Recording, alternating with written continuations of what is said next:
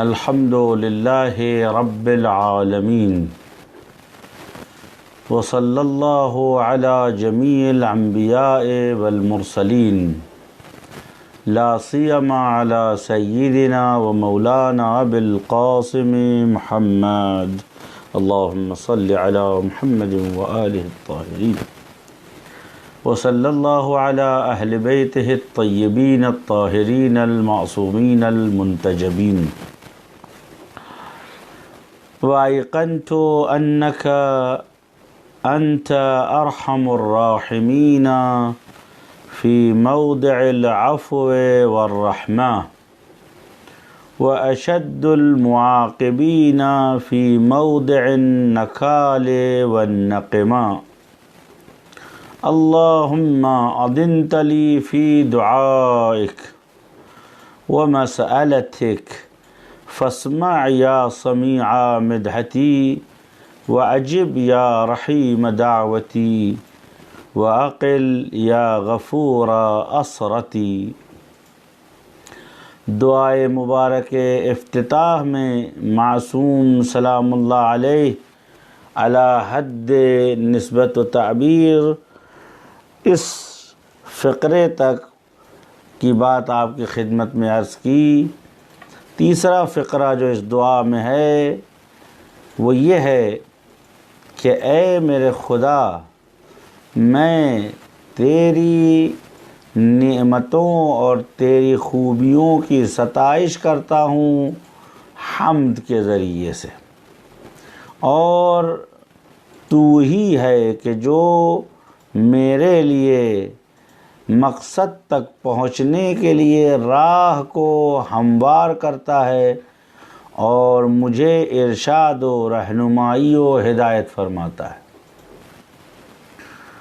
اور اس کے بعد تیسرے جملہ فرماتے ہیں وَأَيْقَنْتُ أَنَّكَ أَنْتَ أَرْحَمُ الراحمین، اور مجھے یقین ہو گیا ہے کہ تو ہی تمام رحم کرنے والوں کے درمیان ارحم الراحمین ہے، سب سے زیادہ رحم کرنے والا ہے۔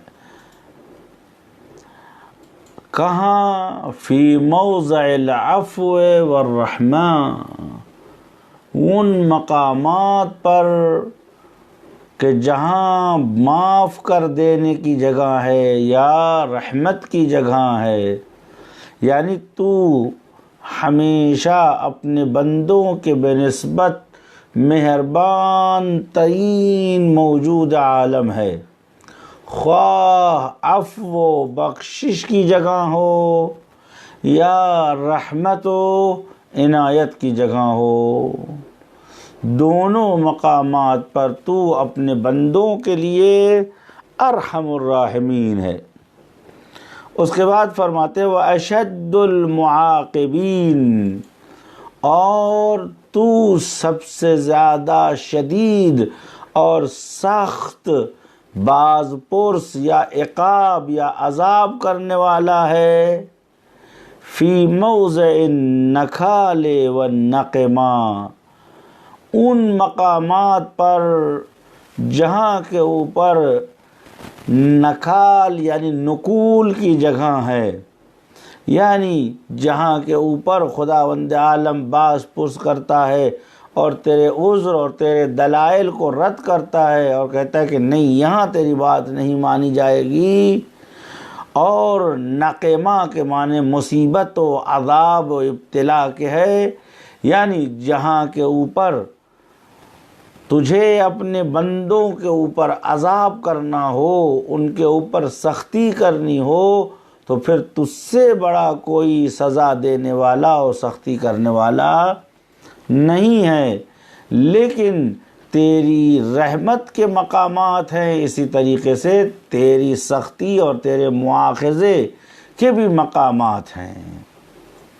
اس کے بعد امام علیہ السلام فرماتے ہیں کہ اللہم اذنت لی فی دعائک، پالنے والے تو نے ہمیں اذن دیا ہے کہ ہم تیری بارگاہ میں طلب کریں، وَمَسْأَلَتِك، اور یہ بھی اذن دیا ہے کہ تجھ سے مانگیں جب تو نے دعا کے لیے یعنی درخواست کرنے کے لیے، حاجت بیان کرنے کے لیے تو نے اجازت دی ہے، اور یہ بھی اجازت دی کہ فَاسْأَلُوا، مسئلت کرو، ولو تمہاری ضرورت ہو یا تمہارے لیے جو ہے حاجت ہو، کسی بھی مسئلے میں اگر خدا کی بارگاہ میں مسئلت کرنا اس کی بھی اجازت ہے۔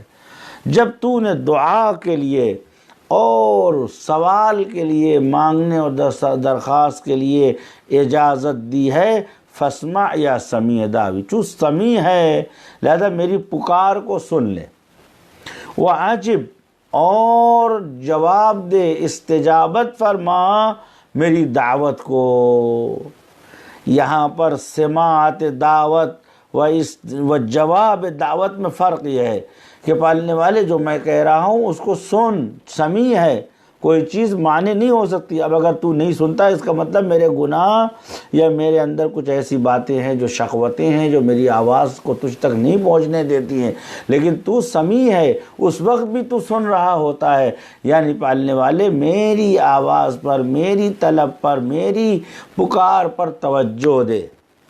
اس کے بعد پھر صرف توجہ نہ دے، میری حاجات کے اوپر توجہ نہ دے، بلکہ کیا کر، عجب، جواب دے جو کچھ میں مانگ رہا ہوں۔ یعنی میری دعا، میری فریاد سن بھی، اور اس فریاد کو سننے کے بعد میری فریاد رسی بھی فرما، میری داد رسی بھی فرما۔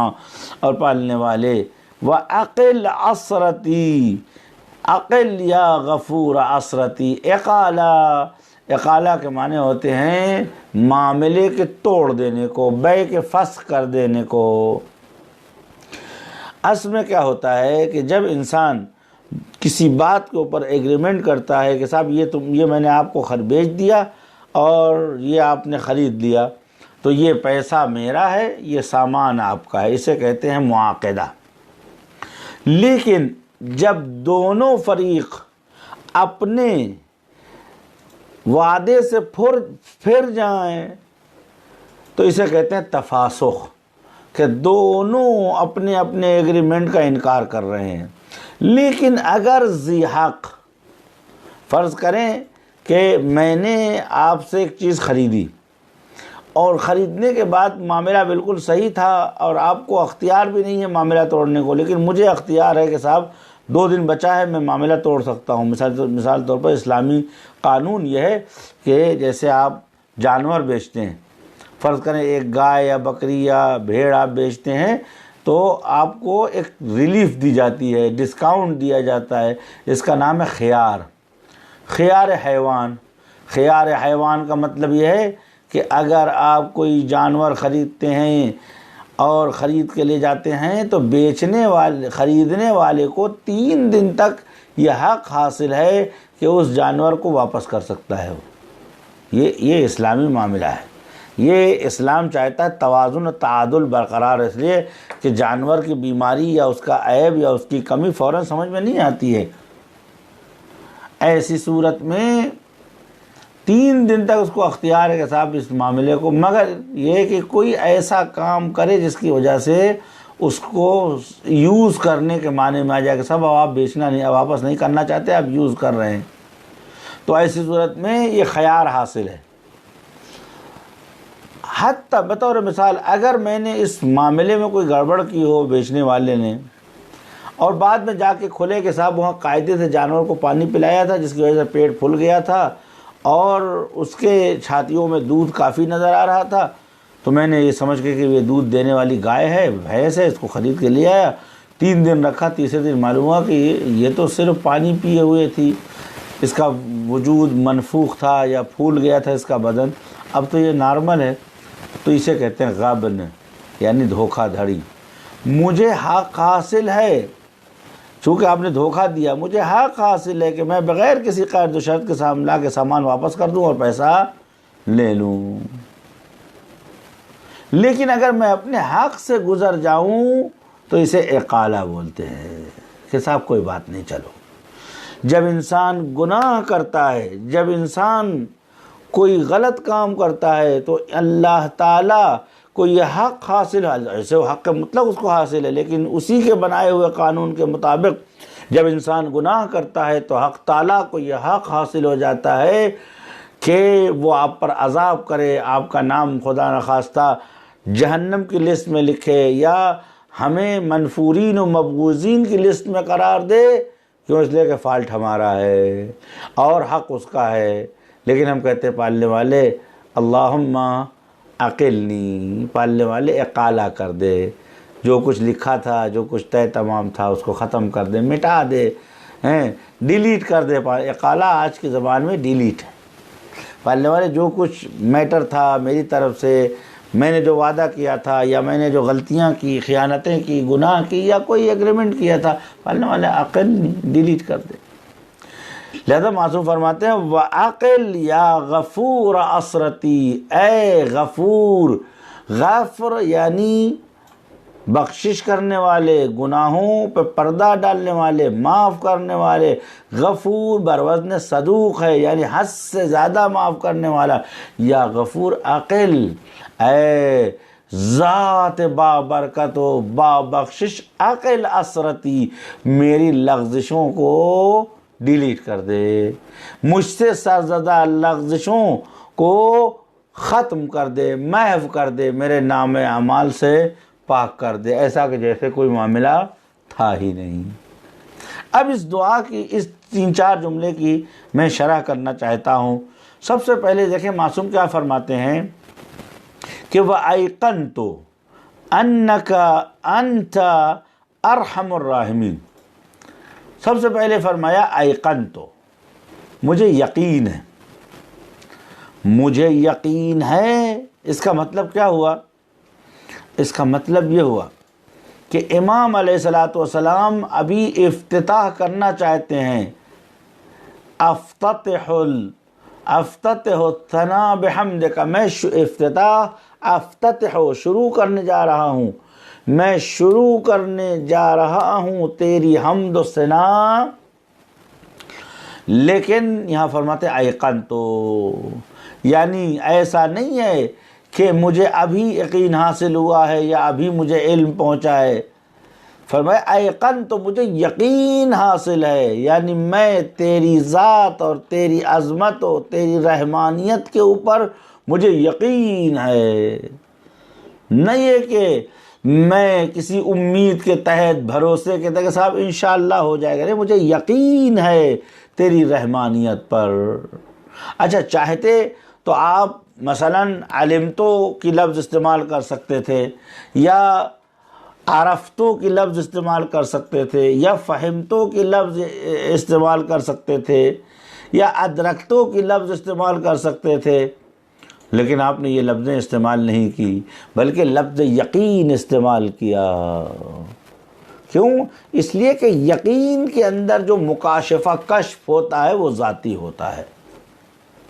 مثال کے طور پر اگر کوئی انسان کہے کہ آپ باہر جائیے دیکھیے دن ہے کہ نہیں، آپ آئے، آپ نے کہا دن ہے، انہوں نے کہا آپ بڑے یقین سے کہہ رہے ہیں دن ہے، انہوں نے کہا یقین سے کہہ رہا ہوں دن ہے، اس لیے کہ بالکل روشنی ہے، سورج نکلا ہوا ہے۔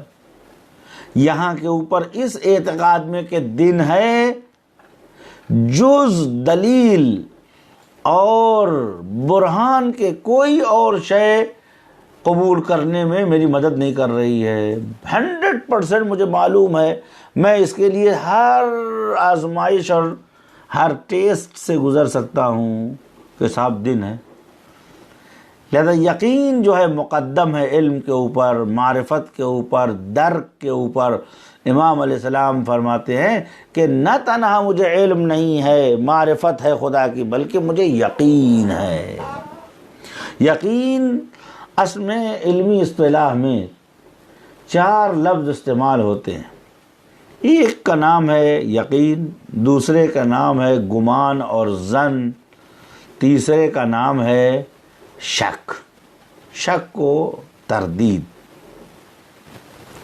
یا شبہہ۔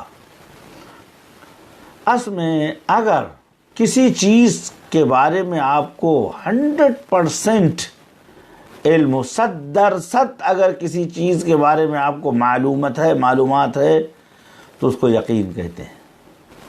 100 سے کم اور 50 سے اوپر مقدار میں اگر آپ کو کسی چیز کے بارے میں معلومات ہے تو اسے گمان یا ظن کہتے ہیں. ظن متأخم بالیقین، یعنی یقین تو نہیں ہے لیکن یقین کے آس پاس ہے. لیکن جہاں 50-50 ہوتا ہے، شاید یہ ہے شاید یہ ہے، اس کو شک کہتے ہیں. اس کو شک کہتے ہیں. تو یہ 3 لفظیں ہیں.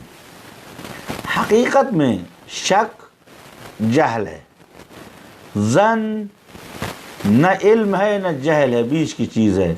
لہذا قرآن کہتا ہے کہ ان کثیرا من الظن، اکثر گمان اور ظن کیا ہے؟ گناہ ہے. اکثر ظن و گمان میں احتمال خلاف ہوتا ہے. آپ نے کہا مجھے ہی لگتا ہے کہ ایسا ہی ہے، معلوم ہوا کہ ایسا نہیں ہے. ان الظن لا یغنی من الحق شیئا، ظن کے اندر حقانیت کمی ہوتی ہے، لیکن یقین جو ہوتا ہے وہ 100% ہوتا ہے. یعنی جیسے آپ سے آج میری ملاقات ہو اور ابھی آپ میرے سامنے بیٹھے ہوں، کوئی پوچھے کہ فلاں صاحب بھائی زندہ ہے، میں کہوں ہاں بھائی زندہ ہے، بولے یقین سے. صاحب میرے سامنے بیٹھے، ان کا ہاتھ میرے ہاتھ میں، ایک دسترخوان پہ بیٹھے، یعنی حضور محض کا نام جو ہے یقین ہے. علامہ طباطبائی رضوان اللہ تعالیٰ علیہ ارشاد فرماتے ہیں کہ الیقین یکون مع المشاہدہ، یقین ہمیشہ مشاہدے کے ساتھ ہوتا ہے. یعنی یقین جہاں بھی ہوگا وہاں آپ کے سامنے ساری فوٹیج، ساری چیزیں بالکل آپ کے سامنے ہوں گی، شک و شبہے کی گنجائش نہیں ہوگی. امام علیہ السلام ہمیں درس دے رہے ہیں کہ خدا سے مانگنے سے پہلے یقین حاصل کرنا ہوگا. وَاعْبُدْ رَبَّكَ حَتَّى يَأْتِيكَ الْيَقِينُ. ویسے بعض روایتوں میں یقین سے مراد موت ہے. البتہ موت لازم ہے یقین، جس طرح موت کا آنا ایک یقینی امر ہے، یہ ایک اعتقاد ہے، لیکن جب آ جائے تو یہ یقین و حقیقت ہے. پس یقین در واقع ایک ایسی حقیقت ہے کہ جس کے ہوتے ہوئے انسان کمال تک پہنچ سکتا ہے. ایمان دعا اس وقت تک دعا نہیں ہے جب تک انسان مرحلے یقین میں کھڑا نہ ہو جائے. جہاں بھی یقین ہوگا وہاں ریئلٹی ہوگی، واقعیت ہوگی، کشف ہوگا، وہاں کے اوپر حقانیت ہوگی. بس فرمایا کہ ممکن ہے کہ آپ کسی چیز کو جانتے ہوں، لیکن جاننا ایک الگ چیز ہے. آپ کے سامنے ایک علم ہے، اس کو آپ جانتے ہیں، لیکن وہ جو جاننا ہے اس میں صرف آپ کے ذہن میں کچھ روشنائی ہے، معلومات ہے. لیکن جہاں یقین آتا ہے وہاں بالکل جو ہے اسکرین صاف ہوتی ہے، شفاف ہوتی ہے، کوئی چیز نو ڈاؤٹ ہوتی ہے. اس کی طرف قرآن مجید میں اشارہ کیا گیا ہے.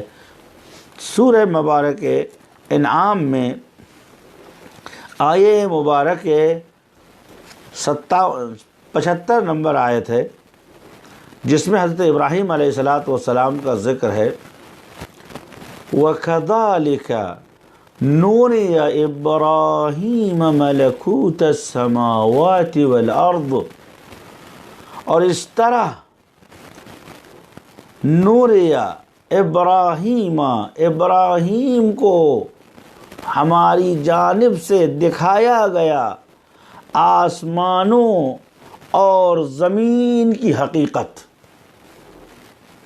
یعنی بالکل ابراہیم علیہ السلام کے سامنے زمین و آسمان کھلی کتاب ہو گئے. کوئی چیز اس زمین و آسمان میں ابراہیم علیہ السلام کے لیے پوشیدہ نہیں تھی.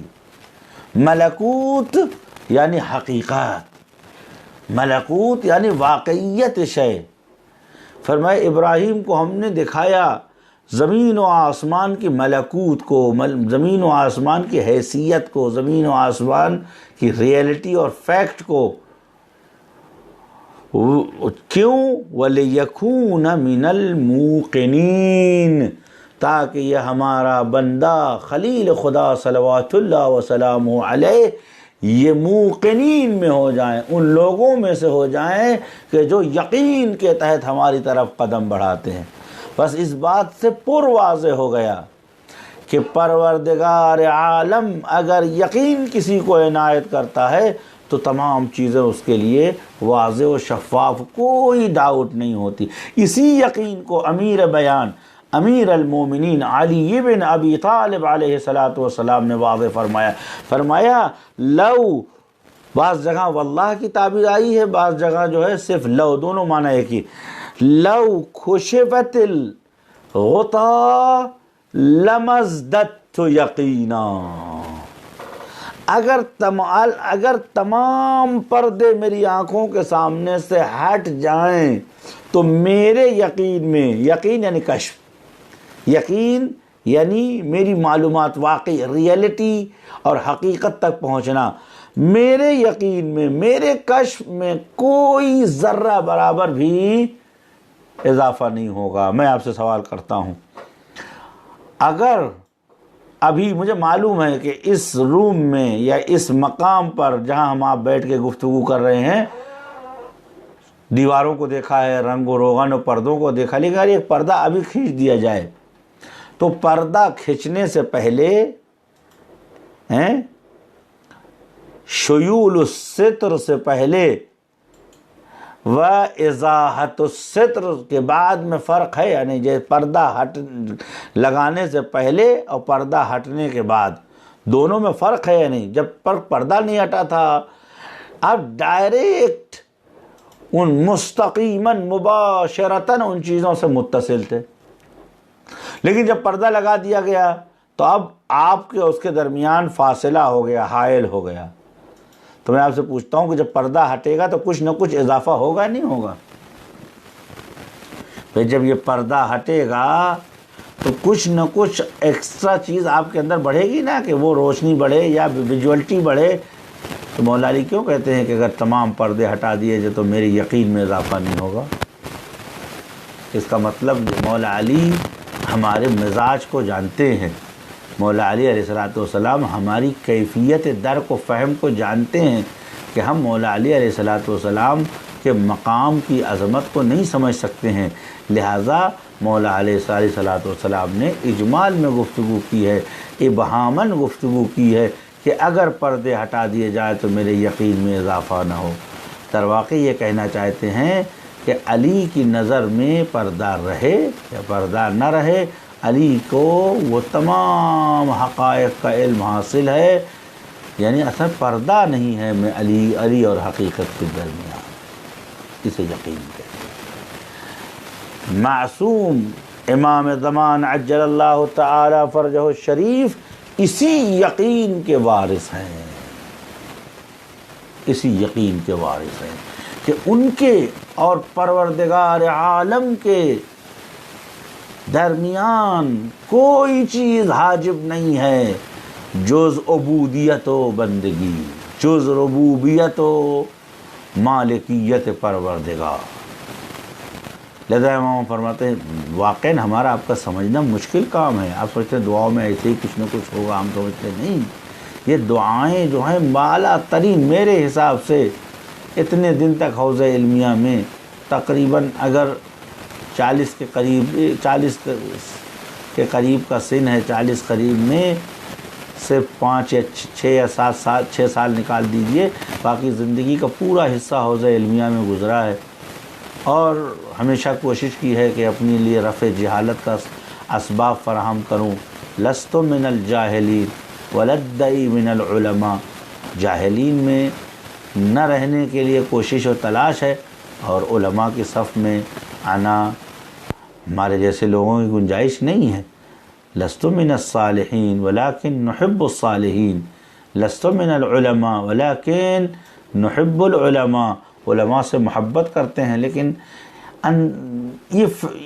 یہ تحقیقاً عرض کر رہا ہوں، تحققاً عرض کر رہا ہوں کہ یقین مانیے کہ دعاؤں سے زیادہ متراقی کوئی علم نہیں ہے، اس لیے کہ حقیقتاً 2 قرآن ہیں ہمارے پاس، ایک قرآن نازل ہے، ایک قرآن صاعد ہے۔ کیا مطلب ہے؟ قرآن نازل وہ کلام ہے جو خدا نے بندوں سے کیا ہے، وہ کلام ہے جو خدا نے بندوں سے، جس کو آپ صحف ابراہیم و موسیٰ لے لیجئے، توریت، زبور، انجیل اور قرآن مجید، البتہ ان چاروں کتاب بشرط عدم تحریف، اور قرآن تو الحمدللہ کتاب مسعون و محفوظ ہے۔ میں قرآن کو فیراً کلپ کروں گا۔ تو قرآن مجید آسمانی وحی جو ہے وہ کیا ہے؟ وہ قرآن نازل ہے، یعنی آسمان سے کلام خداوند عالم بندوں کے لیے نازل ہوا ہے۔ مرحوم سید ابن طاؤوس علی ابن طاؤوس رضی الدین رضوان اللہ تعالی علیہ جس دن 15 سال کے ہوئے، انہوں نے اہل محلہ اور تمام علماء فضلاء جو وہ تھا ان کا، انہوں نے دعوت کی۔ لوگوں نے کہا بھئی کیا خیریت شادی ہے، یا آپ زیارت پہ گئے تھے، یا عرس کی ہے، شادی کی ہے بالاخرے، یا مثلا گھر نیا لیا ہے، یہ ولیمہ کی وجہ کیا ہے؟ انہوں نے فرمایا کہ آج میں 15 سال کا ہوں۔ انہوں نے ٹھیک ہے، تو فرمایا کہ میں آج اس لائق ہو گیا ہوں کہ ربی یکلمنی فی کتابہ العزیز، آج میرا خدا مجھ سے بات کر رہا ہے۔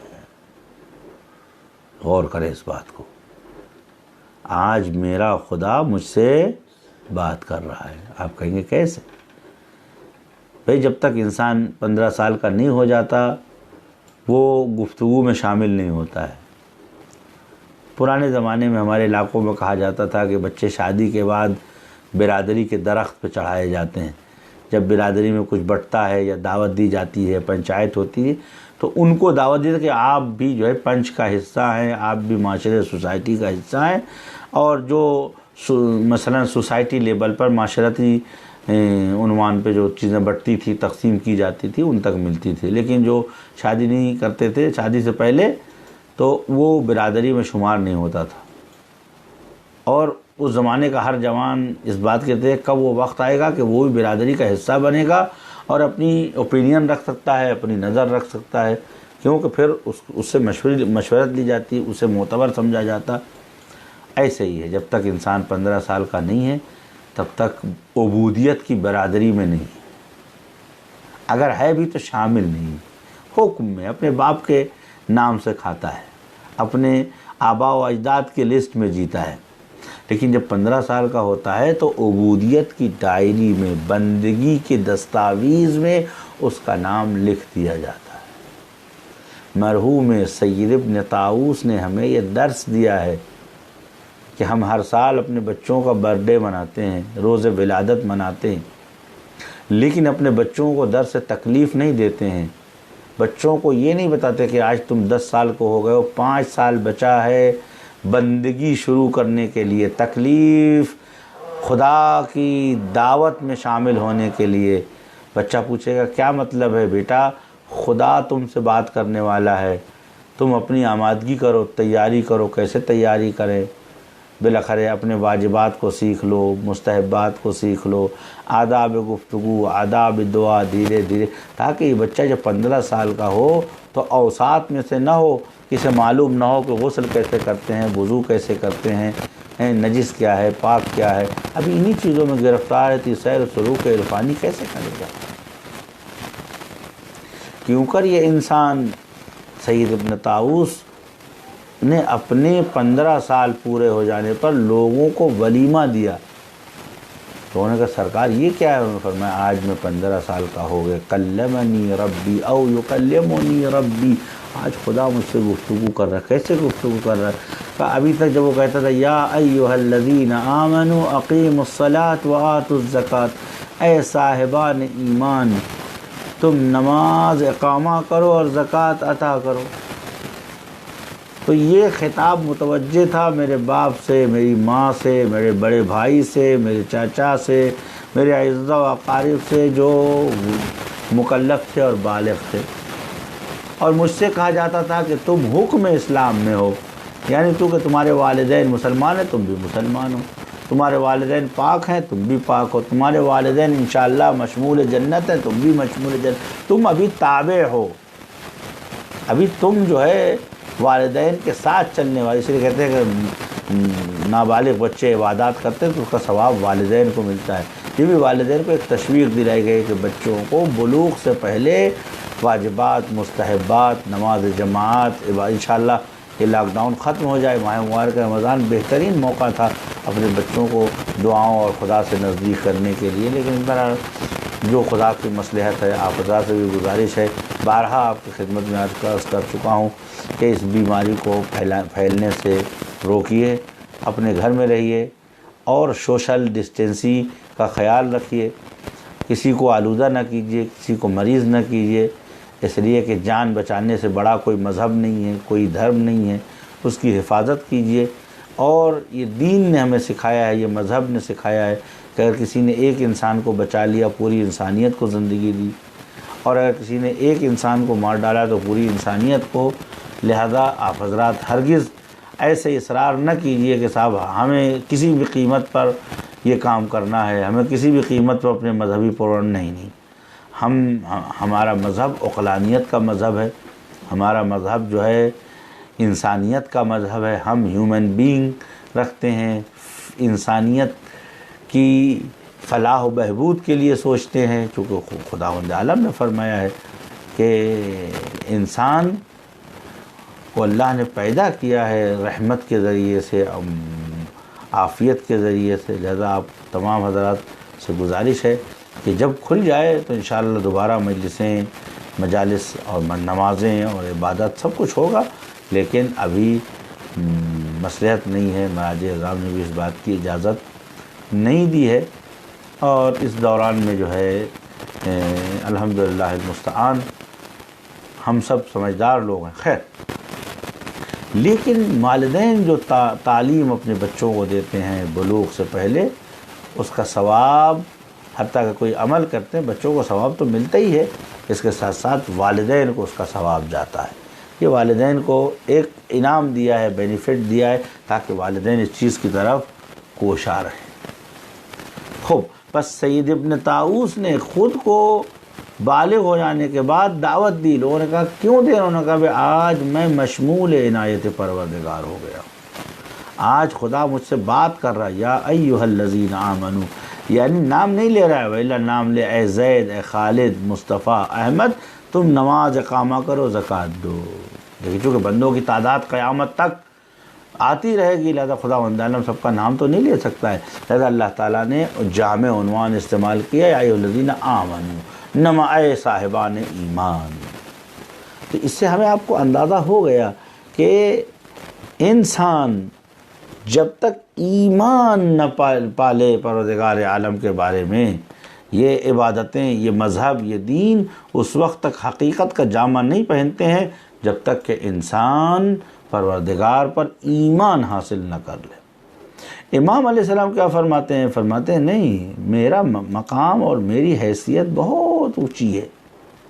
ایقنتو، علمتو، عرفتو، درکتو، وصلتو، یہ ساری عبارتیں استعمال کر سکتے تھے۔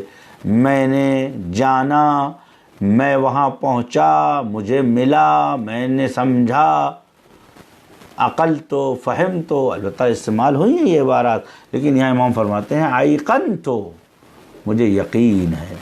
افتتحو کہے کہ ایقن تو کی لفظ یہ بیان کی کہ میں پہلے مدارج علم و عرفان، اس کے بعد مدارج یقین پہ کھڑا ہوں، مرحلے کشف میں کھڑا ہوں، لِنُرِيَ مَلَكُوتَ السَّمَاوَاتِ وَالْأَرْضِ وَلِيَكُونَ مِنَ الْمُوقِنِينَ۔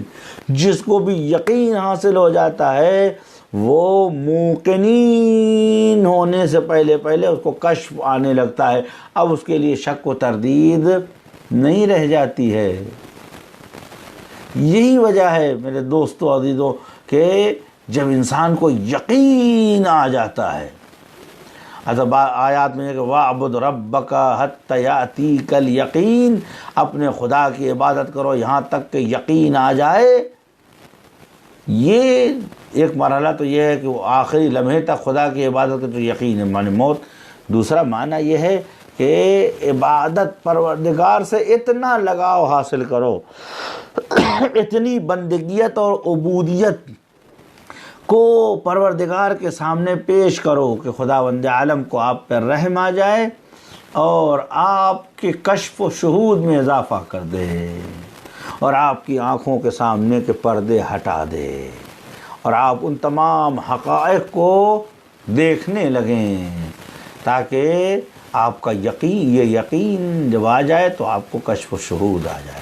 اور میں ایقنت، مجھے یقین، میں نے یقین کر لیا ہے، ابھی دعا مانگ رہا ہوں لیکن مجھے یقین تھا اور ہے کہ انکا، اچھا اس کے بعد پھر کیا،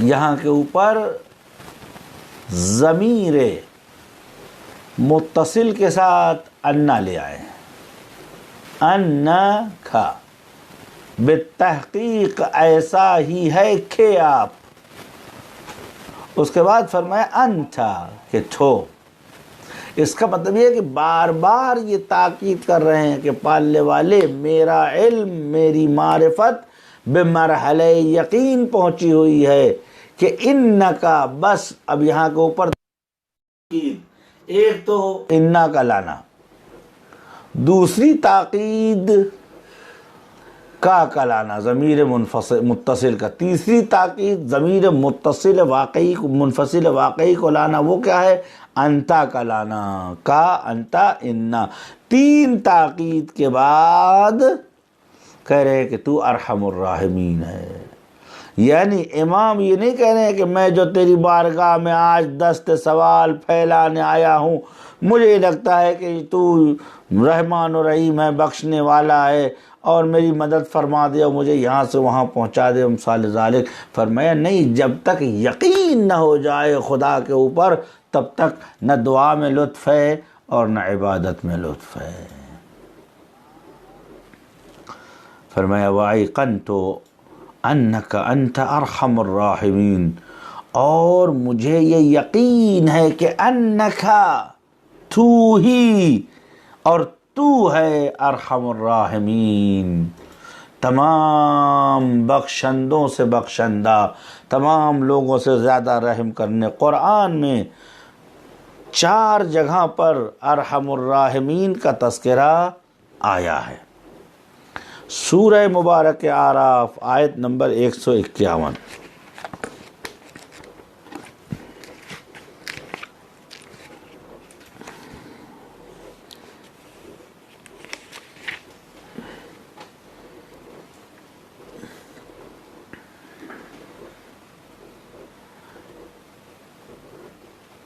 فرماتے ہیں بسم اللہ الرحمن الرحیم، حضرت موسیٰ علیہ السلام جب آئے اور آپ نے دیکھا کہ قوم کے حالات خراب ہیں اور لوگوں نے بت پرستی شروع کر دی ہے، اور اس ناگفتہ بے حالات میں حضرت ہارون علیہ السلام اور اپنے لیے دعا کرتے ہیں، قال رب اغفر لی ولأخی، خدا اپنی رحمت خاص نازل فرما مجھ پر اور میرے بھائی پر، وادخلنا فی رحمتک، اور ہمیں اپنی رحمت میں داخل فرما۔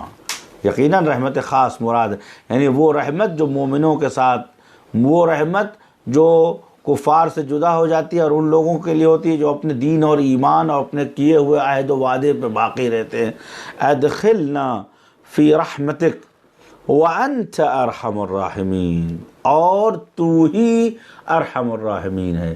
یہاں دیکھیں ایک پوری قوم گمراہ ہے، اس قوم کے مقابلے میں حضرت ہارون علیہ السلام کھڑے ہوئے ہیں اور وہ قوم حضرت ہارون کے قتل کے درپے ہے، اور قتل کے درپے حضرت ہارون علیہ السلام اپنی تمام کوششوں کو خرچ کر چکے ہیں۔ بس حضرت ہارون کو یہ اجازت نہیں تھی کہ وہ قوم میں تلوار چلائیں، کیوں؟ اس لیے کہ حضرت ہارون کو بعنوان وسیع چھوڑ کے گئے تھے۔ جب لوٹ کے آئے تو دیکھا کہ لوگ سوئے قبلہ خالی ہے، عجل سامری، یعنی سامری کا بنایا ہوا گوشالہ، اس بچھڑے کے سامنے لوگ سجدے میں مبتلا ہیں۔ اور بعض روایتوں میں حضرت موسیٰ علیہ السلام کی اہلیہ بھی ان کے ساتھ شامل ہیں۔ بعض روایتوں میں ہے کہ جیسے حضرت ہارون مبتلا ہوئے ویسے ہی حضرت امیر علیہ الصلوۃ والسلام بھی اسی مسائل میں مبتلا ہوں گے، بے انہیں ایسا ہوا۔ اس کے بعد جب حضرت ہارون علیہ الصلوۃ والسلام نے انہیں روکا، منع کیا، تو ان لوگوں نے حضرت ہارون علیہ الصلوۃ والسلام پر حملہ کر دیا۔ بعض میں ہے کہ آپ کو قید کر دیا، بعد میں یہ ہے کہ آپ کو باندھ کے ڈال دیا۔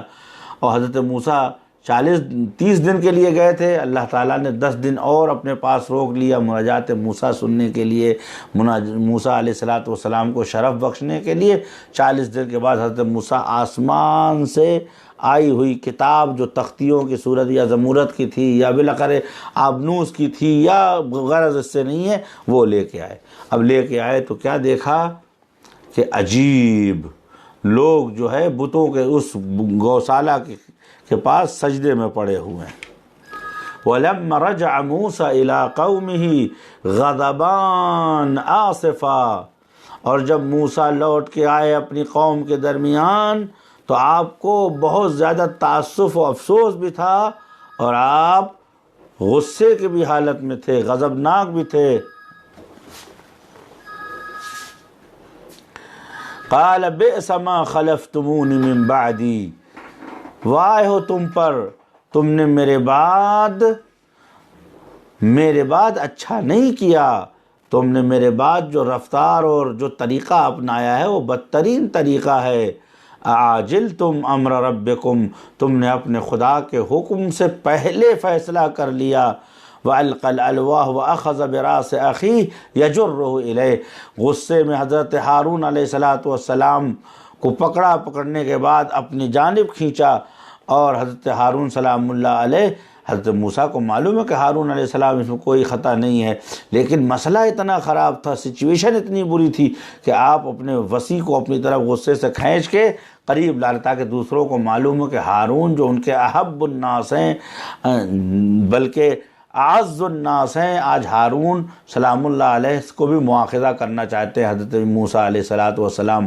امام علیہ السلام امام جعفر صادق علیہ السلام فرماتے ہیں کہ یہاں پہ یا کا انی وسمعیہ جا رہا ہے کہ دیوار سے کہو تاکہ دروازہ سن لے، اپنے بچوں کو سناؤ تاکہ پڑوسی سن لے۔ حضرت ہارون کو اپنے قریب کھینچا۔ حضرت ہارون فرمایا ابن اماں ان القوم استضعفونی، اے میرے ماں جائے میں کیا کرتا، قوم نے مجھے لاچار کر دیا، مجھے ضعیف کر دیا، وقادوا یقتلوننی، اور مجھے قتل کرنے جا رہے تھے۔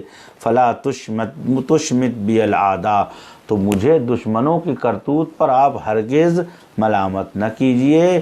اور بعینہ یہی آیت امیر المومنین علی ابن ابی طالب علیہ السلام نے جب آپ کو آپ کے گلے میں رسی باندھ کر کھینچ کر دربار طاغوت میں لے جایا جا رہا تھا تو قبر رسول کے سامنے پہنچ کر آپ نے رسول کو سلام کیا اور بعینہ یہی آیت پڑھی،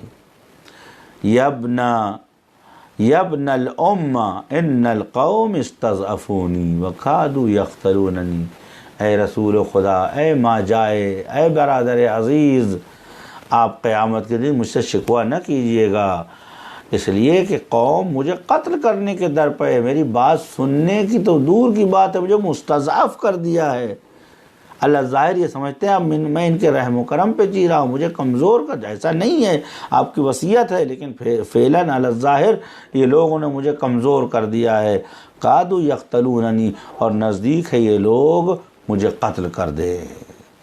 تو حضرت ہارون موسیٰ علیہ السلام نے قوم سے دوری اختیار کی اور حضرت ہارون کو لے کر خدا کی جانب متوجہ ہوا، انت ارحم الراحمین۔ دیکھیں یہاں کے اوپر ارحم الراحمین کی لفظ اس لیے استعمال کی کہ ایک نبی کے لیے، ایک وصی کے لیے اس سے بڑی خطرناک بات کیا ہوگی کہ 40 سال جو قوم میں محنت کیا تھا وہ سب کے سب ایک رات میں 40 دن میں بدل گئے اور سب کے سب بت پرست ہو گئے، اس سے بڑی مصیبت کیا ہوگی؟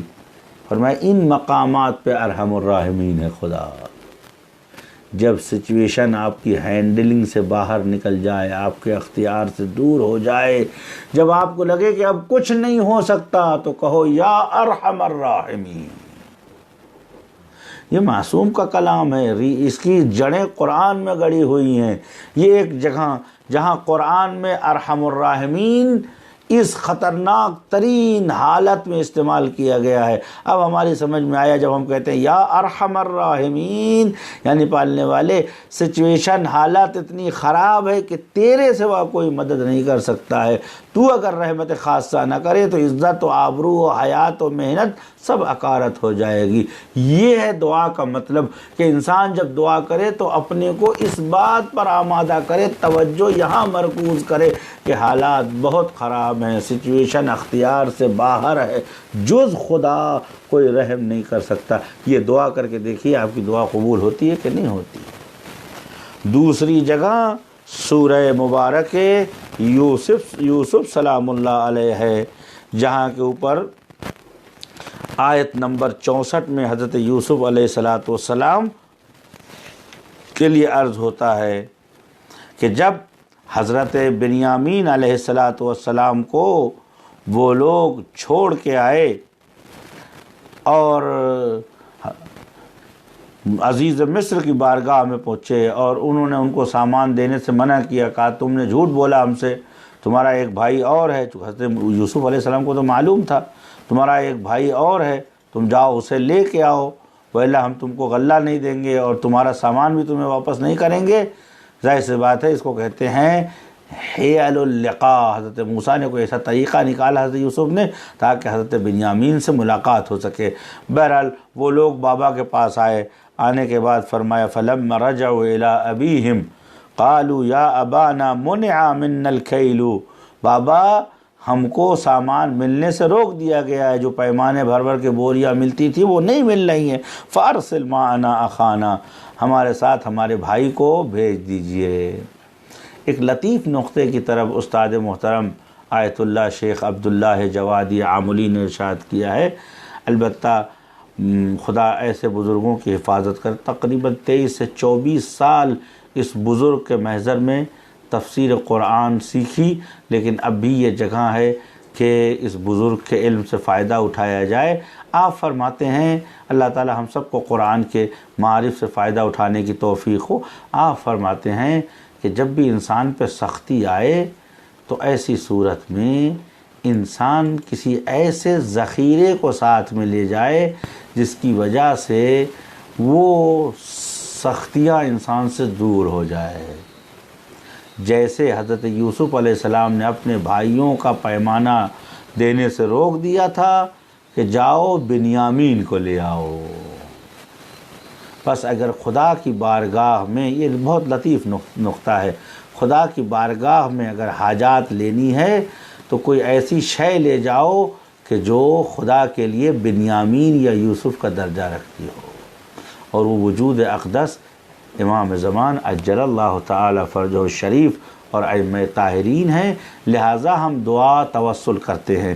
فَأَرْسِلْ مَعَنَا أَخَانَا، ہمارے ساتھ ہمارے بھائی کو روانہ فرمائیے، نقتل، تاکہ ہمیں مل سکے جو ہمارا حق ہے، وَإِنَّا لَهُ لَحَافِظُونَ، اور ہم اس کی حفاظت کریں گے۔ حضرت یعقوب علیہ السلام نے فرمایا کیا تم پر میں اسی طرح بھروسہ کر لوں جیسے یوسف کے معاملے میں تم پہ بھروسہ کیا تھا؟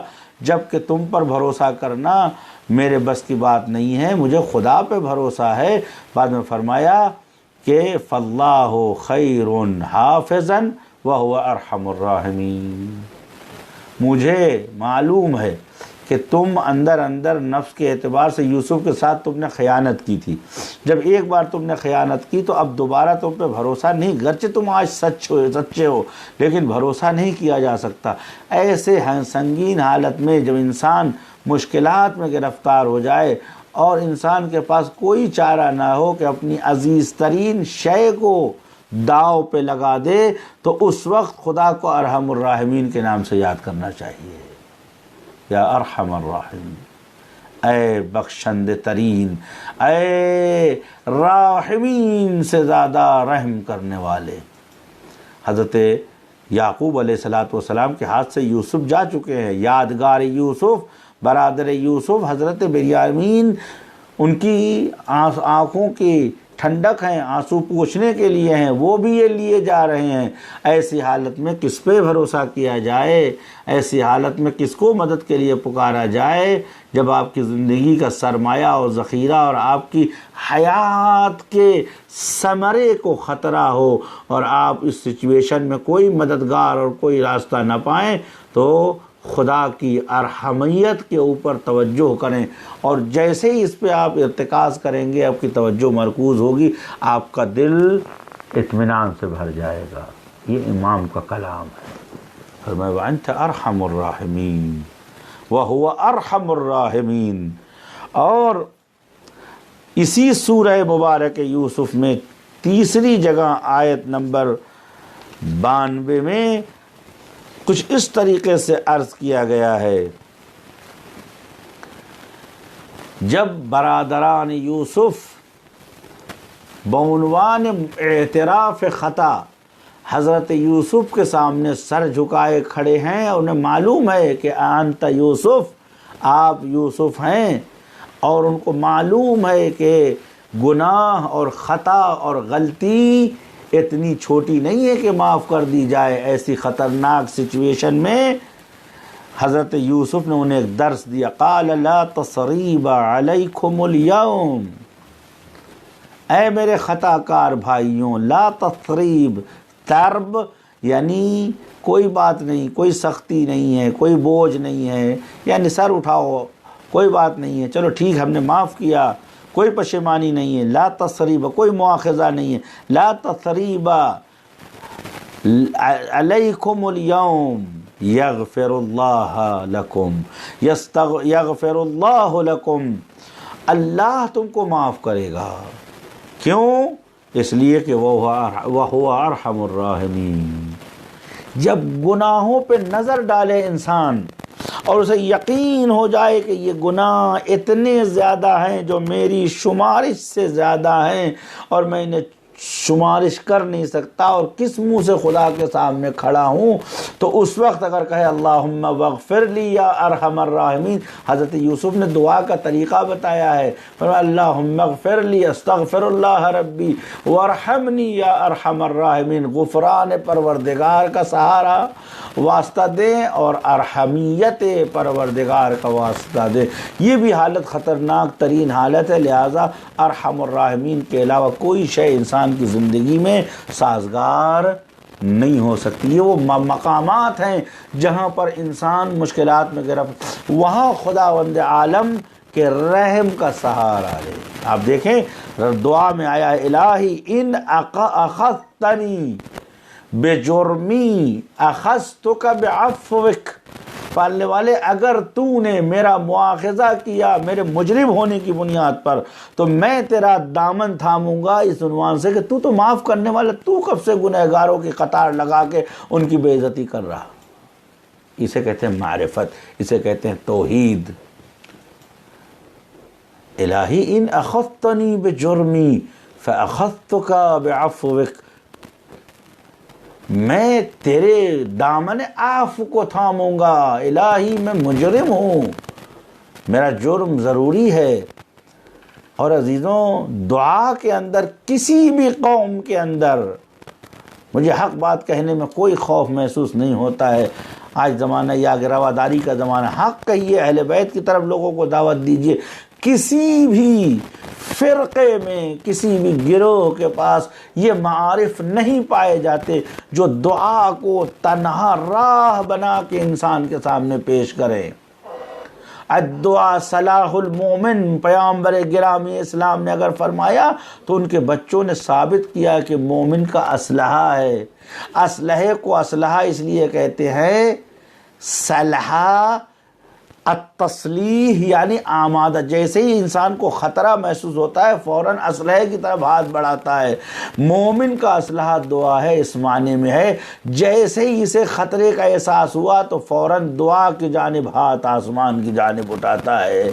یہ ہے مومن کا اسلحہ۔ اور اس سے بڑا اسلحہ کیا ہے؟ کیا انسان کو تیر و تبر و نشتر و ڈھال انسان کو نہیں بچا سکتی ہے۔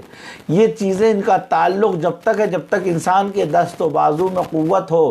دیکھیں زیادہ تر بہادر اور سورما لوگ مارے کب جاتے ہیں؟ جب تلوار چلاتے چلاتے کسی طرف متوجہ ہو جاتے، اچانک غفلت آتی ہے، ایک تیر آ کے سینے میں لگ جاتی ہے، یا ایک نیزہ آ کے سینے میں پیوست ہو جاتا ہے، یا پیچھے سے کوئی، تو اسلحہ بھی خیانت کرتا ہے انسان کے ساتھ، اس لیے کہ اسلحہ ہر وقت انسان کے ساتھ نہیں ہوتا ہے۔ انما الصلاح حینما یکون الذکران، جب انسان متوجہ ہوتا ہے تو اسلحہ کام آتا ہے۔ پھر تو یہ اسلحے پہ بھروسہ کیا کرے؟ ویپنس، اسلحہ یعنی اشیاء، ذرائع پہ بھروسہ کرنے والے ایسے ہی مارے جاتے ہیں۔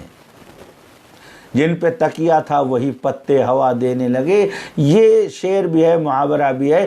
انسان اشیاء پہ بھروسہ کرتا ہے، دنیا کے اعلیٰ ترین طبی لوازمات و انسٹرومنٹس ہونے کے باوجود انسان چھوٹی چھوٹی بیماریوں میں مر جاتا ہے اور تمام خرچ کرتا ہے، اس کے بعد کہتا ہے میں فلاں جگہ گیا، فلاں ڈاکٹر کے پاس گیا۔ کیوں؟ اس لیے کہ اسلحہ اور ذرائع اور ویپنس پہ بھروسہ کرنا اتنا اسی مقدار میں کام آتا ہے جب تک آپ الرٹ ہیں، جب تک آپ آمادہ ہیں، جب تک آپ غافل نہیں ہیں۔ لیکن آپ کے پاس ایک ایسا اسلحہ ہے کہ جو کبھی آپ کے ساتھ خیانت نہیں کرتا، کسی حال میں آپ کو زخمی نہیں ہونے دیتا، آپ کو چوٹ نہیں لگنے دیتا، آپ کو نقصان نہیں ہونے دیتا۔ اس کا نام ہے دعا۔ کیوں؟ اس لیے کہ بسم اللہ الرحمن الرحیم، اللہ لا الہ الا هو الحی القیوم لا تاخذہ سنۃ ولا نوم، ایسا قائم، ایسا حی، ایسا معبود کہ لا تاخذہ سنۃ ولا نوم، کہ اسے نہ اونگ آتی ہے نہ اسے نیند آتی ہے۔ وَهُوَ عَطِيدٌ حَمِيدٌ، ہمیشہ اپنے بندوں کے پاس موجود ہوتا ہے، حاضر ہوتا ہے۔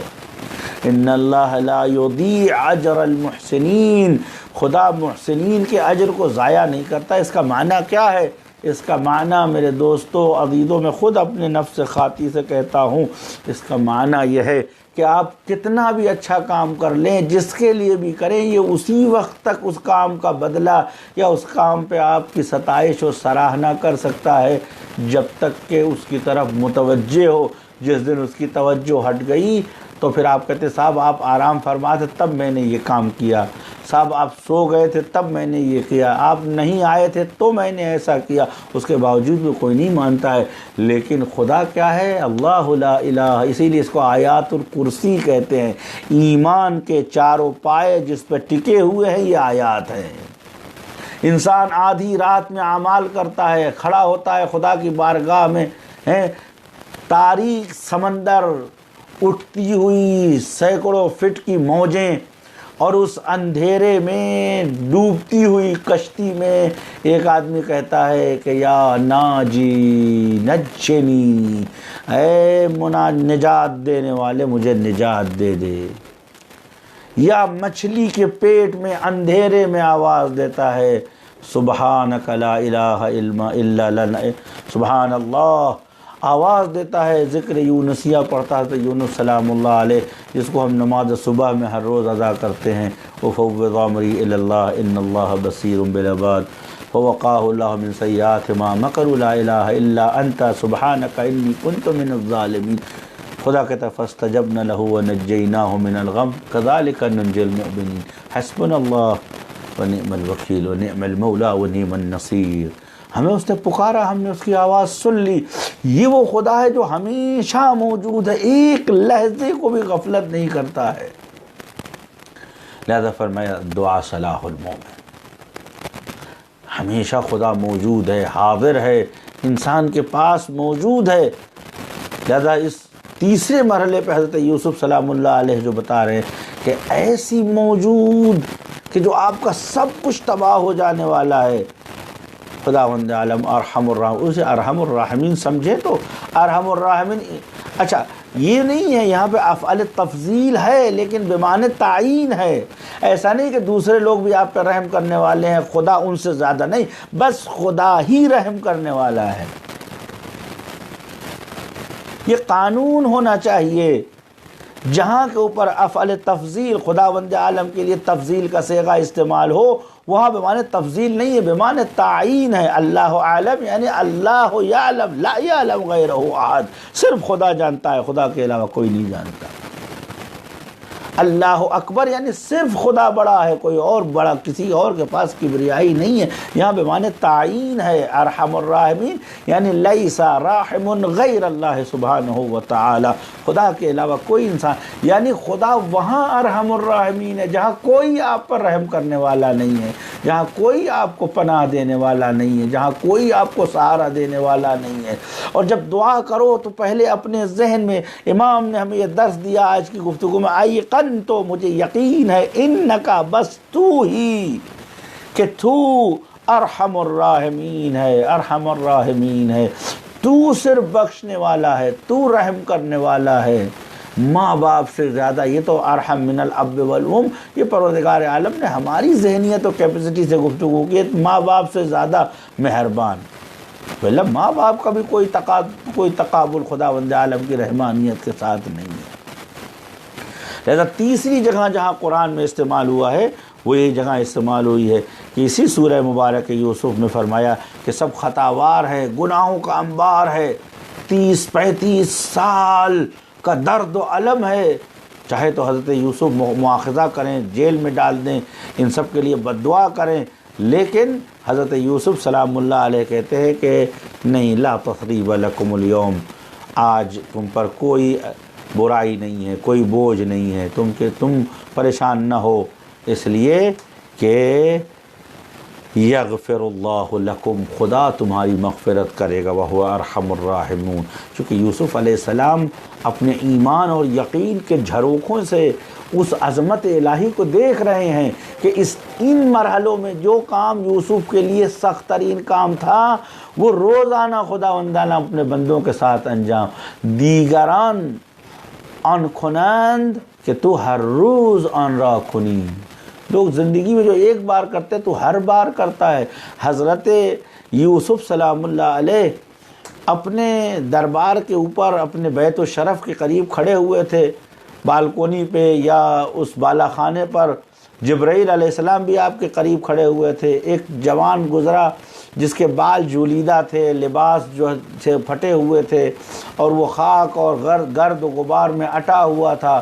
حضرت یوسف نے کہا یا نبی اللہ حل دریت ما ھذا الشاب، آپ اس جوان کو جانتے ہیں یہ کون ہے؟ عرض کیا کہ تم اللہ کی جانب سے آئے ہو، ادب یہ ہے۔ انہوں نے کہا کہ تم بیان کرو وہ کون ہے؟ فرمایا یا نبی اللہ یہ وہی بچہ ہے جس نے آپ کی پاکیزگی کی گواہی دی تھی، جس نے کہا تھا کہ اگر ایسا ہو تو زلیخا خطا کار ہے، اگر ویسا ہو تو یوسف سلام اللہ علیہ معاذ اللہ خطا کار ہوں۔ اعاذنا اللہ، ہم تو قائل نہیں ہو سکتے کسی نبی کے گنہگار ہونے کے یا خطا کار ہونے کے، لیکن اللہ نے اصطفیٰ کیا ہے۔ ان اللہ اصطفیٰ آدم و الی آخر جمیع الانبیاء صلوات اللہ وسلم علیہ۔ حضرت یوسف جلدی سے بالا خانے سے اترے، اس جوان کو گھر میں لے گئے، اس کے لیے لباس مہیا کیا، اس کے بال کو کاٹا، اسے ہراستہ کیا، نہلایا دھلایا، اس کے بعد اسے بہترین لباس فاخر پہنایا، خوشبو لگایا، اور حضرت یوسف سلام اللہ علیہ نے اس کو بہت کچھ شاید جاگیریں وغیرہ بھی دیں، اور وہ جوان جب روانہ ہونے لگا تو روایت میں ہے کہ فتبسم جبرائیل الخلیل سلام اللہ علیہ، جبرائیل خلیل علیہ السلام مسکرائے، چونکہ بالاخره صورت تمثلی میں حضرت یوسف علیہ السلام کی بارگاہ میں آئے، جیسے حضرت مریم کے تمثل لها بشرا سویا، جبرائیل اپنی اصلی حقیقت میں اہل بیت سے ان کو دیکھ سکتے تھے، پہچان سکتے تھے۔ حضرت یوسف حضرت مریم سلام اللہ در حال تمثلی تمثل لها بشرا سویا الی آخر۔ خوب حضرت یوسف سلام اللہ نے کہا کہ کیا میں نے اما احسنت الصنیع، کیا میں نے اس کے ساتھ کار خیر کی انتہا نہیں کی؟ کیا کچھ کمی رہ گئی ہے؟ حضرت یوسف نے فرمایا کہ نہیں، مجھے تعجب ہو رہا ہے، مجھے شگفتگی ہو رہی ہے۔ حضرت یوسف نے فرمایا کیوں؟ فرمایا کہ ایک وہ بندہ جو غلام تھا اور عنایت پروردگار سے آج وہ بادشاہ ہو گیا، آج عنایت پروردگار سے وہ بادشاہ ہو گیا۔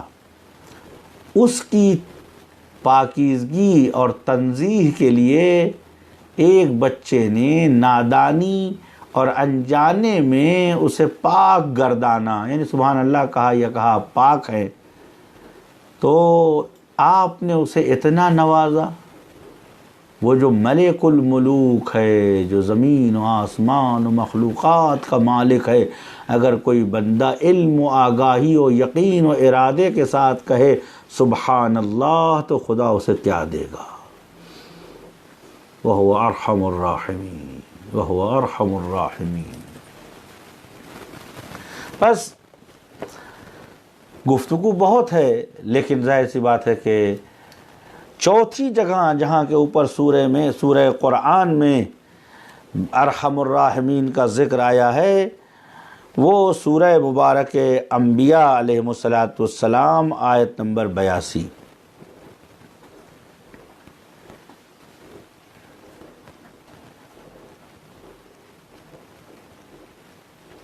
سورہ مبارک انبیاء آیت نمبر 82 میں آیا ہے کہ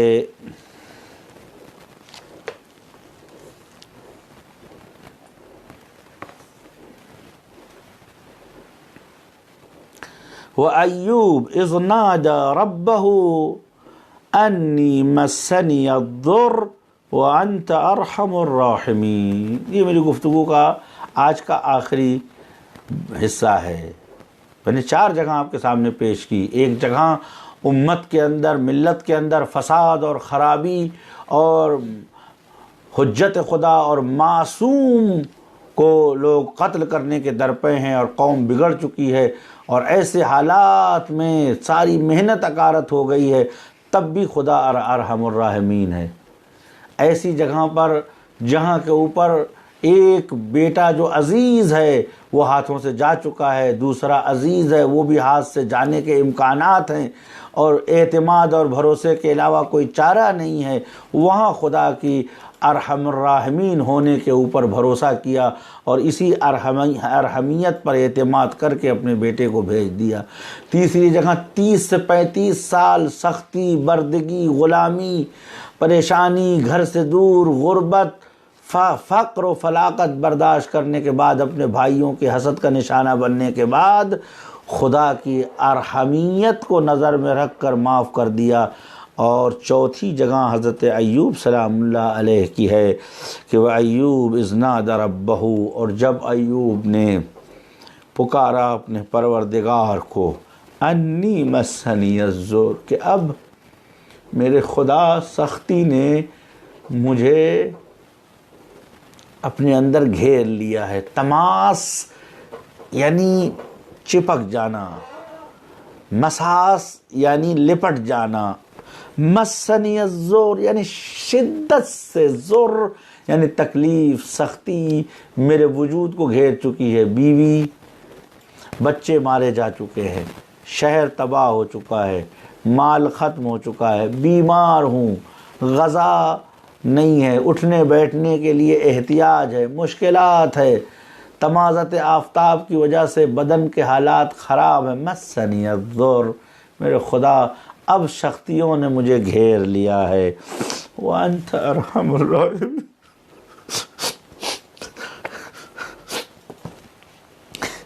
وَأَنْتَ أَرْحَمُ الرَّاحِمِينَ، اور تو ارحم الراحمین۔ یعنی یہ چوتھی جگہ وہ ہے جہاں انسان جب اپنی صحت جسمانی کو کھو دے، مال کھو دے، اعتبار کھو دے، برداشت کی قوت بھی جواب دینے لگے، کوئی سہارا و مدد نہ ہو، تو ایسی حالت میں کسی اور دیوار کو تھامنے کی ضرورت نہیں، یا ارحم الراحمین، یا ارحم الراحمین کا سہارا لینا چاہیے۔ یہ ہے معنی دعا۔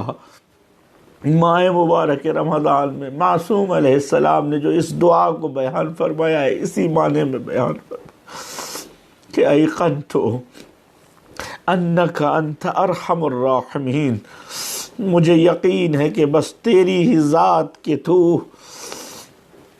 تو ہی ہے جو رحم کرنے والا، ہر رحم کرنے والے سے زیادہ رحم کرنے والا ہے، چاہے وہ مال کی سختی ہو، گناہ کی پریشانی ہو، خطا کی پریشانی ہو، اعتبار خطرے میں ہو، جان و مال و حیثیت خطرے میں ہو، آبرو خطرے میں ہو، کوئی مددگار نہ ہو، دوست نہ ہو، اعزا نہ ہو، سب پشت کر چکے ہوں، تب بھی ایک سہارا ہے، جس نے استمساک کیا بالعروۃ الوثقی لا انفصام لها واللہ سمیع علیم۔ عروۃ الوثقی جو مضبوطی سے جس کو تھاما جا سکے، اس عروۃ الوثقی کا نام رحمانیت پروردگار ہے۔ لہذا معصوم علیہ السلام فرماتے ہیں الہی انی افر من غضبک الی رحمتک، میں تیرے غضب کے مار سے ڈر کر تیری رحمت کے دامن میں پناہ لیتا ہوں۔ خدایا تجھے تیری رحمانیت کا واسطہ، خدا تو ارحم الراحمین ہے، مال یا نہیں ہے یا خطرے میں ہے، اعتبار نہیں ہے، حیثیت میں فقر و فاقہ و ذلت کے علاوہ کچھ نہیں ہے، علم نام کی کوئی چیز نہیں ہے، جہل ہے، رشد و ہدایت سے بھی دور ہے، حیات میں سعادت و برکت بھی نہیں ہے، تنہا تیری رحمانیت کا سایہ ہے کہ تو جابر بھی ہے اور تو کاثر بھی ہے، پالنے والے وجبر، پالنے والے بحق محمد و آل محمد، وہ تمام خوبیاں جو تو نے اولیاء و صلحاء کے لیے نظر میں رکھی ہے وہ ہمارے لیے قرار دے، اور اپنی الرحمانیت کے دامن کو تھامنے والوں میں قرار دے، اور پالنے والے اس یقین کو جو معصومین نے ہمارے سامنے بعنوان اشارہ پیش کیا، اس یقین مستعار کو ہمارے لیے یقین مستقر میں تبدیل فرما۔ ماہ مبارک رمضان میں خدا ہمیں ان لوگوں میں مشمول قرار دے جو تیری رحمت خاصہ کے ذریعے سے کسی مقام تک پہنچیں۔ ربنا آتنا فی الدنیا حسنہ وفی الآخرۃ حسنہ وقنا عذاب النار۔ خدا تو شاہد ہے، تو جانتا ہے کہ جو میرے دل میں ہے، جو میرے مخ و میرے عقل و شعور میں ہے، خدا اپنے دین کے خدمت گزاروں میں قرار دے، اور ہماری زندگی اور حیات کا مقصد اور ہدف دفاع اور نوکری اور غلامی اہل بیت علیہم الصلاۃ والسلام قرار دے۔ اللہم صلی علی محمد وآل محمد۔ صاحب میں آڈیو چالو کر رہا ہوں۔ السلام علیکم، جنت البقیع کے چینل اور ٹیم کو میں سلام کرتا ہوں، جو ایک مہم چلائی جا رہی ہے، ماشاءاللہ اس سے پوری دنیا میں مومنین فائدہ اٹھا رہے ہیں۔ اور جناب مولانا صاحب سے میرا ایک سوال ہے کہ قرآن میں واجب کتنے سجدے ہیں اور کیوں واجب ہے، اس کی فضیلت کیا ہے، اس کے بارے میں روشنی ڈالیے۔ میرا یہ سوال ہے کہ قرآن میں کتنے سجدے واجب ہیں جو تلاوت قرآن کے درمیان کیے جاتے ہیں، اور اس کی فضیلت کیا ہے، اور اللہ نے اس کے بارے میں کیا فرمایا ہے۔ اعوذ باللہ من الشیطان اللعین الرجیم۔ قرآن مجید میں جو واجب سجدے ہیں ان کا ہدف جو ہے وہ یہ ہے کہ انسان کسی بھی حالت میں عبودیت پروردگار سے غافل نہ ہو، اور ہمیشہ انسان جو ہے پروردگار عالم کو لائق سجدہ سمجھے۔ وہ اس لیے کہ قرآن مجید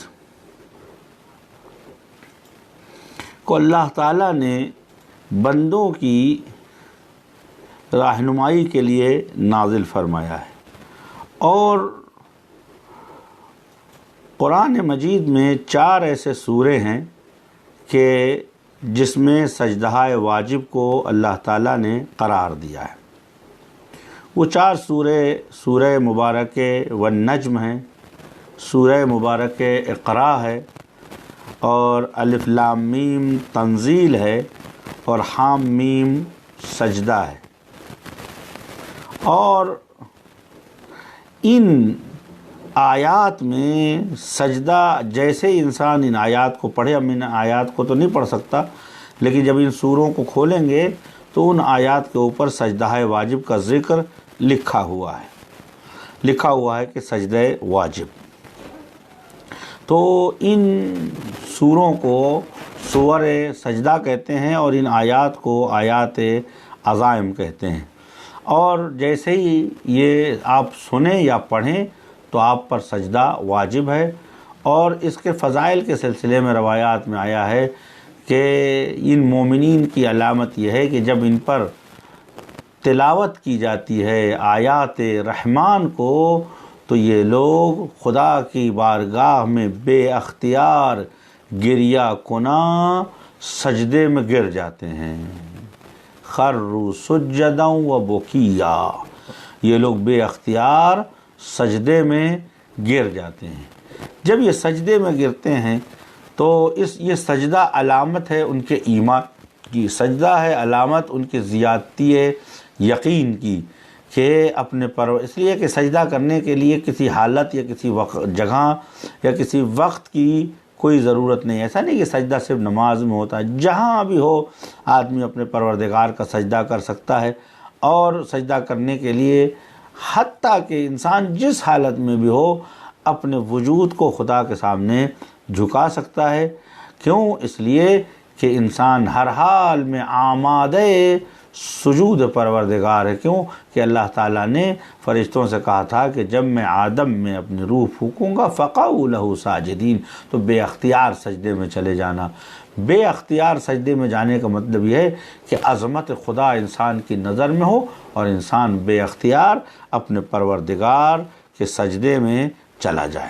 اور اس کے ثواب روایتوں میں یہ ہے کہ جو لوگ آیات واجب کا سجدہ کرتے ہیں خداوند تعالیٰ ان کی مغفرت کرتا ہے، اور اگر اس حالت میں خدا سے کچھ طلب کرتے ہیں تو خدا ان کی حاجات کو پورا کرتا ہے۔ پس سور سجدہ جو ہیں وہ 4 سورتیں ہیں، سورہ مبارک والنجم، سورہ اقرا، سورہ الف لام میم تنزیل، اور سورہ حامیم سجدہ۔ والسلام علیکم ورحمۃ اللہ وبرکاتہ۔